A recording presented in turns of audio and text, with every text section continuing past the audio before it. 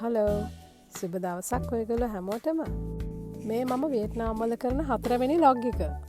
කලින් වීඩියෝ එක ඉවරුනේ අපි හැනොයි ඉඳන් හොයි ඇන් වලට එනකොට. පැය 12 මාර්ක විතර බස් රයිඩ් එකකට පස්සේ අපි දැන් මේ හොයි ඇන් වල හොටෙල් එකට ඇවිල්ලා ඉන්නේ. එනකොට බස් එකේ හොඳට නිදාගෙන වගේ ආපු හින්දා එච්චර මහන්සියක් නෑ අපිට. හොටෙල් එකේ චෙක් ඉන් ටයිම් එක තියෙන්නේ හවස 1ට. නමුත් අපි මෙතන උදේ 10 වෙනකොටම ආවා. මම බුක් කරේ රිවර්ලෑන්ඩ් විලා කියන හොටෙල් එක. ඒක මම booking.com එකෙන් තමයි හොයාගත්තේ. හරියටම හොයි ඇන් වල ඒන්ෂන්ට් සිටි එකට විනාඩි 3ක දුරකින් තමයි මේ හොටෙල් එක තියෙන්නේ. අපිට එතන ඉඳන් හැමතැනටම ඇවිදින දුර තමයි. ඉතින් හරිම ලේසි. අපේ රූම්ස් ටික තාම රෙඩි නැති හින්දා ලගේජස් ටික හොටෙල් එකේ එන්ට්‍රන්ස් එකේ තියලා උදේට කන්න තැනක් හොයාගෙන ගියා. පැය ගානකින් අපි කාලා නැති හින්දා හොඳ බඩගින්නක හිටියේ.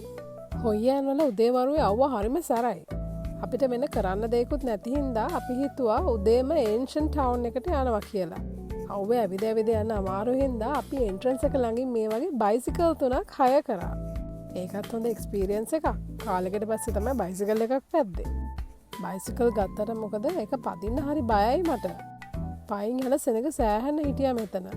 ඉතින් අපි බයිසිකල්ස් ටික ලොක් කරලා තැනක පාක් කරලා මේ ජපනීස් බ්‍රිජ් එක බලන්න ආවා. මේ ඒන්ෂන්ට් ටවුන් එකේ තියෙන most historic place එක තමයි ජපනීස් බ්‍රිජ් එක. අවුරුදු 400කටත් වඩා පරණයි කියලා තමයි කියන්නේ මේ බ්‍රිජ් එක.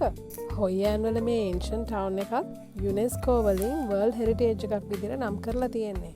ටවුන් එකට ඇතුල් වෙද්දී අපිට ටිකට් කවුන්ටර්ස් වලින් ටිකට්ස් ගන්න පුළුවන්. පොඩි අයට නම් එන්ට්‍රන්ස් එක ෆ්‍රී. ඇඩල්ට්ස්ලාට ගන්න ටිකට් එකෙන් තැන් 5ක් බලන්න පුළුවන් මෙතන. මේ අපි බලන්න ඇවිල්ලා ඉන්නේ ඒ වගේ එක තැනක්. තනිකරම ඇන්ටික් ගයක් ඒක.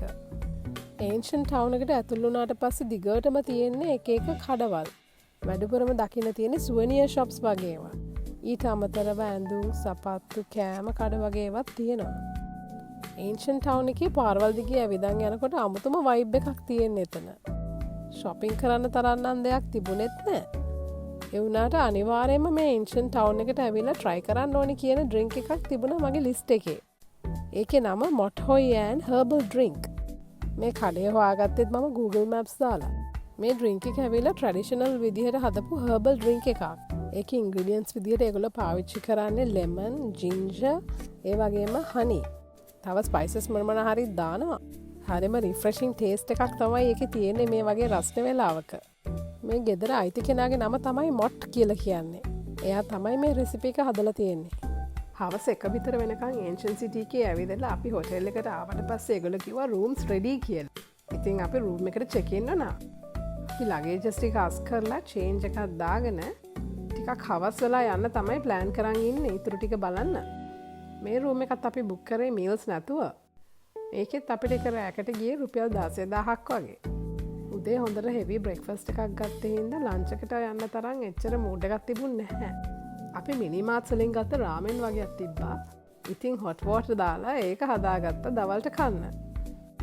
හොයි ඇන් වල මේ අපි ඉන්නේ ඉරිදා දවසක. අපි උදේ හොටෙල් එකෙන් එළියට බහලා වටපිට බලනකොට එච්චර සෙනඟ කවුරුත් පේන්න හිටියේ නෑ.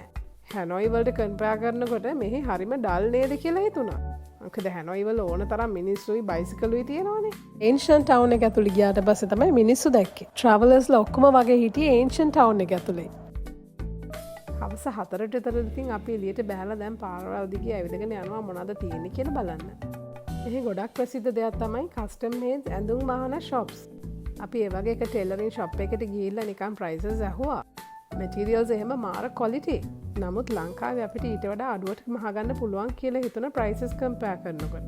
foreign travelers ට නම් ඒක worthwhile කියලා හිතේ එහෙ prices compare කරන්නේ.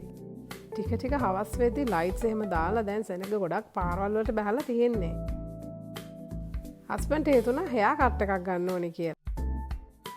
ඉතින් චේන්ජ් එක කරත් එක්ක එයා එතන තියෙන සලෝන් එකකින් කොණ්ඩේ කපා ගත්තා. ටිකක් වෙනස් කට් එකක් තමයි කරේ. මෙයා ඉතින් පුළුවන් තරම් හස්බන්ඩ්ගේ කොණ්ඩේ කොට කරානේ. අද ඉරිදා හින්දා මේගොල්ලන්ගේ නයිට් මාකට් එකක් තියෙනවා.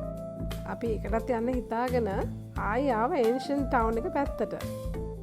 මේක එන්ට්‍රන්ස් එකේ ඉඳන් දිගටම තියෙන්නේ pubs and restaurants. හැම pub එකක්ම මාර happening. ගොඩක් ඒවේ live music දාලා bands හිටන් play කරනවා.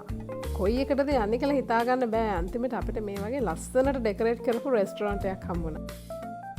මෙතනින් අපි කෑවා මෙහෙටම අවේනික වෙච්ච කෑමක් ඒකට කියන්නේ ගවලෝ කියලා ඒක ඇවිලා පෝක් දාලා හදපු නූඩල් සුප් එක ඒකට දාන වතුර පාවිච්චි කරන්නේ හොයියන් වල තියෙන ස්පෙෂල් ලිඳ කිංලු ඇත්තරම හැබැයි ඒක නම් එච්චරම රහ නෑ ටිකක් කරවල වගේ රහක් තමයි ආවේ මට නම් අපි තාම ඩම්ප්ලින්ග්ස් එකකුත් ඕඩර් කරා කොහොමරි අපි දැකපු හැපනින්ම නයිට් ලයිෆ් එක තිබ්බේ හොයියන් වල තමයි ගොඩාක් ෆොරිනර්ස්ලා රෑ වෙනකම් මේ පවුස් වල එන්ජොයි කරා අපිටත් රූම් එකට යන්න කම්මැලිකමේ හිටියේ හොයියන් වල most popular attraction එක තමයි මේ ගඟයි ඒකේ තියෙන ලැන්ටර්න් බෝට්ස් කැමති අයට ලැන්ටර්න් බෝට් රයිඩ් එකක් යන්න පුළුවන් බුක් කරලා විනාඩි 20ක වගේ ටුවර් එකක් තමයි ඒගොල්ලෝ කරන්නේ එහෙම යන අය වතුරේ පා කරලා යවන්න පොඩි ලැන්ටර්න් එකකුත් තරන් යන්නේ ප්‍රාර්ථනාවක් කරලා ඉතින් ගොඩක් අය එක කරනවා අපි නම් ඒ ටුවර් එක කරේ නැහැ නයිට් මාකට් එකේ ටිකක් ඇවිදලා අපි ආවා මේ ලැන්ටර්න් ස්ට්‍රීට් එක බලන්න